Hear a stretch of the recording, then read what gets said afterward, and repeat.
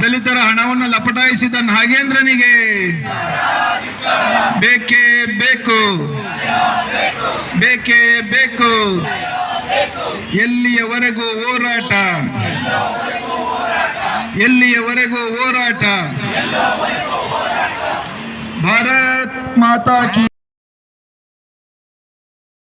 ಮೈನವರ ಸರ್ಕಾರದಲ್ಲಿ ಮಂತ್ರಿಯಾಗಿದ್ದಂತಹ ನಾಗೇಂದ್ರರವರು ವಾಲ್ಮೀಕಿ ನಿಗಮದ ಹಣವನ್ನು ಚುನಾವಣೆಗೋಸ್ಕರ ಬಳಕೆ ಮಾಡಿದ್ದಕ್ಕೋಸ್ಕರ ಅವ್ರ ಮೇಲೆ ಕೇಸ್ ಆಗಿದ್ದಂಥದ್ದು.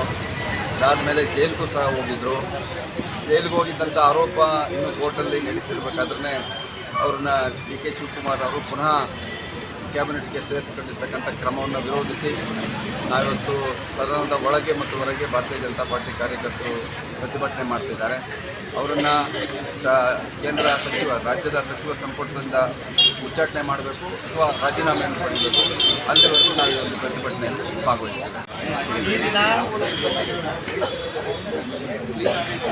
ನಮ್ಮ ರಾಜ್ಯದ ಕಾಂಗ್ರೆಸ್ ಸರ್ಕಾರದ ಭ್ರಷ್ಟ ಸಚಿವರಾದಂತಹ ನಾಗೇಂದ್ರ ಅವರು ಈ ಸರ್ಕಾರಕ್ಕೆ ಮಾನ ಮರ್ಯಾದೆ ಇದ್ದಿದ್ರೆ ಅಂಥವ್ರನ್ನ ಸಚಿವರನ್ನಾಗಿ ಮಾಡ್ಕೊಳ್ತಿಲ್ಲ.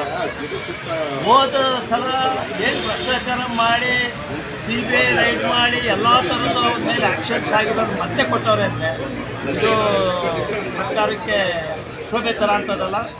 ಇದನ್ನು ಖಂಡಿಸಿ ನಮ್ಮ ರಾಜ್ಯಾದ್ಯಂತ ನಮ್ಮ ಭಾರತೀಯ ಜನತಾ ಪಾರ್ಟಿ ಧರಣಿ ಪ್ರತಿಭಟನೆ ಮಾಡ್ತಾಯಿದೆ. ಈ ದಿನ ತುಮಕೂರು ಜಿಲ್ಲೆಯಲ್ಲಿ ಇವತ್ತು ಶುರು ಮಾಡಿದ್ವಿ. ನಮ್ಮ ಹೋರಾಟ ನಿರಂತರ. ಅವರು ರಾಜೀನಾಮೆ ಕೊಡೋವರೆಗೂ ನಾವು ನಿರಂತರವಾಗಿ ಹೋರಾಟ ಮಾಡ್ತೀವಿ. ರಾಜೀನಾಮೆ ಕೊಡೋವರೆಗೂ ನಿಲ್ಲಿಸೋದಿಲ್ಲ. ಅದು ಭ್ರಷ್ಟಾಚಾರ ಮಿತಿ ಮೀರ್ತಾ ಇದೆ ಈ ಸರ್ಕಾರದಲ್ಲಿ. ಹಾಗಾಗಿ ಅವರು ರಾಜೀನಾಮೆ ಕೊಟ್ಟ ಮೇಲೆ ನಾವು ಸ್ಟ್ರೈಕ್ ದಂಡಿ ಸತ್ಯಾಗ್ರಹ ಕ್ಲೋಸ್ ಮಾಡೋದು. ಎವ್ರಿ ಡೇ ಬೆಳಿಗ್ಗೆ 10:30 5 ಗಂಟೆವರೆಗೂ ಡೈಲಿ ಇರುತ್ತೆ. ಹಾಗಾಗಿ ನಾವು ಇದರಲ್ಲಿ ಯಾವುದೇ ರಾಜಿ ಮಾಡ್ಕೊಳ್ಳೋ ಅಂಥ ಸಂದರ್ಭ ಇಲ್ಲ. ಇದು ಮುಂದುವರಿಯುತ್ತೆ ಅಂತ ಈ ಸಂದರ್ಭದಲ್ಲಿ ಹೇಳಿ ನಾನು ಮಾತು ಮುಗಿಸ್ತೀನಿ.